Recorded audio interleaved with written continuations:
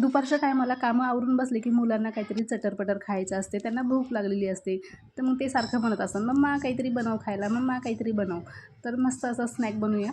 फक्त 5 मिनटात बनवून तयार होते. चला पटकन रेसिपीला सुरुवात करूया. व्हिडिओला लाईक करा आणि यूट्यूब चॅनलला नक्की सबस्क्राईब करा.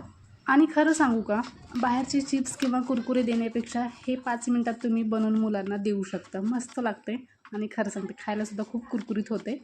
चला मग रेसिपीला सुरुवात करूया.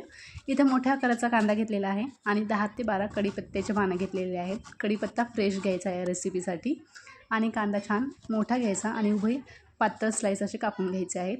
आता कढईमध्ये 1च चमचा तेल टाकायचं आहे. या रेसिपीला तेल जास्त लागत नाही.